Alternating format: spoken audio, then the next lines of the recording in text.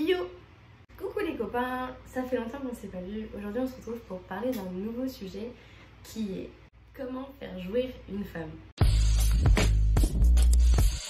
Comment faire jouir une femme, c'est une question qu'on me pose tout le temps, c'est une question très simple à laquelle j'ai déjà répondu par plusieurs vidéos, mais il me semble que c'était principalement sur TikTok et quelques apartés dans certaines de mes vidéos YouTube. Aujourd'hui on va en parler comme sujet principal. Donc il faut savoir que pour faire jouir une foufoune, ce n'est pas pareil que pour faire jouir un pénis. C'est en outre plus compliqué, même si pour certains hommes c'est aussi compliqué d'arriver à l'éjaculation. Ça arrive et j'ai déjà fait une vidéo en parlant de ce sujet-là. On va parler des 3 points principaux sur le vagin, le clitoris et tout ce qui est dans la vulve de la femme.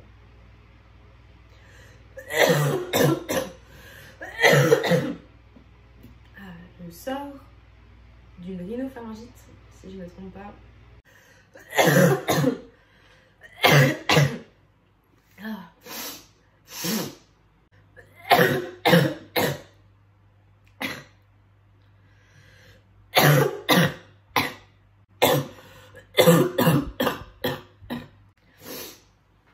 On va donc aborder les 3 points principaux chez une femme pour atteindre l'orgasme. Il faut savoir que le clitoris, c'est le top.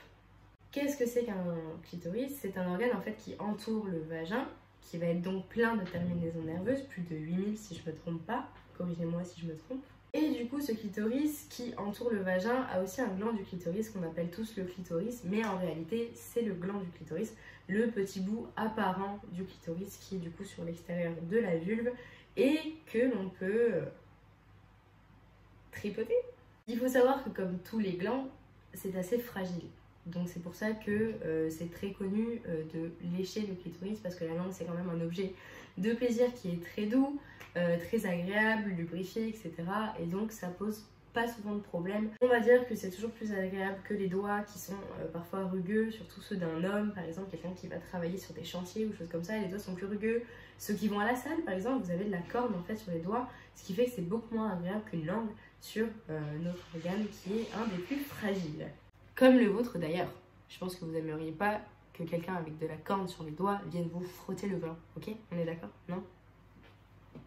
Et beaucoup de femmes sont plus clitoridiennes que vaginales. Si je me trompe pas, j'ai peur de dire une bêtise, ça me paraît bizarre. Du coup, comment prendre soin de ce petit clitoris qui se trouve du coup au-dessus de l'urètre qui est elle-même au-dessus du vagin, donc tout en haut en fait, entre les lèvres. On peut de 1 le lécher, de 2 le tripoter avec ses doigts, des doigts qui bien sûr seront lubrifiés, je l'espère, pour que ce soit plus agréable. Il faut savoir que ce n'est pas une manette de foot, il faut y aller doucement.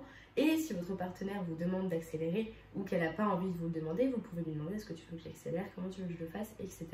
C'est toujours mieux de demander l'avis à la personne concernée. Enfin voilà, vous pouvez faire vraiment énormément de choses avec ce petit clitoris. Vous pouvez le tripoter avec tout ce que vous voulez, avec l'accord de la personne bien sûr, et pas des choses trop bizarres non plus. Passons du coup au deuxième point le plus important, celui qu'on appelle le point G. Le fameux point G. Comme je l'ai déjà dit dans certaines vidéos, le point G se trouve donc, on va dire que là il y a le vagin, l'anus, le gland du clitoris, excusez-moi. Le point G en fait il est situé là, il est en haut du vagin, donc sur la paroi haute, à 2-3 cm, on va dire à peu près 2 phalanges. Bon j'ai des petites mains mais à peu près 2 phalanges. Vous sentirez que c'est une zone un peu plus rugueuse. Pas facile d'accès quand on est toute seule, hein, il faut l'avouer, c'est quelque chose d'assez compliqué, à part si vous avez des longs bras.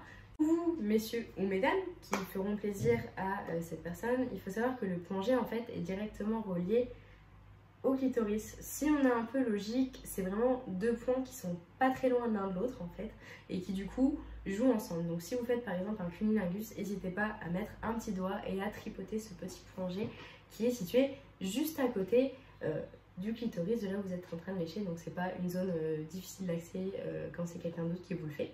Ça provoquera plus de plaisir. Il faut savoir que pour un orgasme du clitoris donné lors d'un cunnilingus, donc avec la langue, il faut en moyenne 11 minutes pour donner l'orgasme. Entre 8 et 11 minutes si je me trompe pas. Donc c'est un petit peu long, mais bon, le but en vaut la chandelle.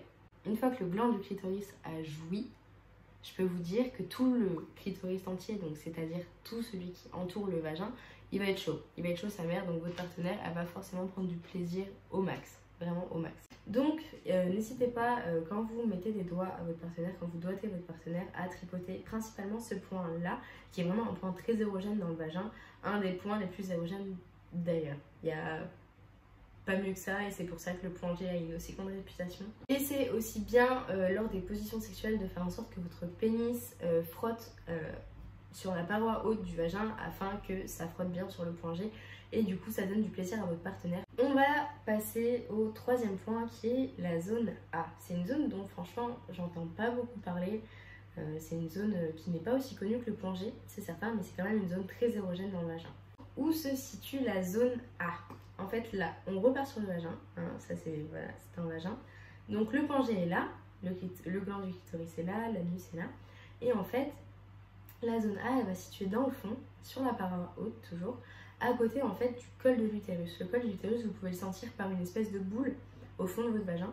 Et en fait, ça c'est le col de l'utérus. Il faut faire attention parce que c'est une partie du corps féminin qui est extrêmement fragile. Ça arrive que quand... Putain. Ça arrive quand vous ayez un rapport assez violent qui tape vraiment dans le fond, par exemple en levrette ou choses comme ça. En fait, ça vient taper directement dans le col de l'utérus et c'est possible que directement vous ayez mal ou alors après le rapport, une fois l'adrénaline, etc. redescendu, vous puissiez avoir mal en fait dans le bas du ventre et c'est pas du tout agréable et c'est pas du tout bon non plus, ça peut même vous faire saigner et franchement il faut éviter. Si vous êtes sensible du col de l'utérus, évitez les rapports trop violents. Vous faites en sorte que le col de l'utérus soit un peu plus loin à ce moment-là, c'est-à-dire que le vagin se soit un peu élargi après des préliminaires, que vous soyez bien excité, etc. Il faut savoir que le vaccin, les anti-vax, il faut savoir que le vagin, c'est quelque chose qui s'étend. De base, c'est entre 8 et 12 cm. Si je me trompe pas, hein, franchement, je suis pas sûre des chiffres quand je vous l'ai dit, là, j'y vais vraiment à la pro. Et du coup, c'est normalement entre 8 et 12 cm au repos, mais après, ça peut monter jusqu'à 15 cm, voire même 18 cm. Après, c'est des moyennes. Hein. Donc, ça ne concerne pas tout le monde. Moi, personnellement, j'ai jamais mesuré mon vagin lors d'une excitation. Je sais pas combien il fait, mais ça me pose pas de problème et ça devrait pas vous en poser à vous non plus.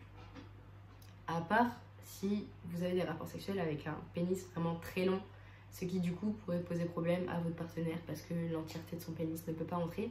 Mais bon, on peut pas faire de forcing. À partir d'un moment, c'est un cul-de-sac. Hein. Il va pas pouvoir forcer très loin avant de finir à l'hôpital. Cette zone A, elle est très érogène, elle fait vraiment du bien, etc.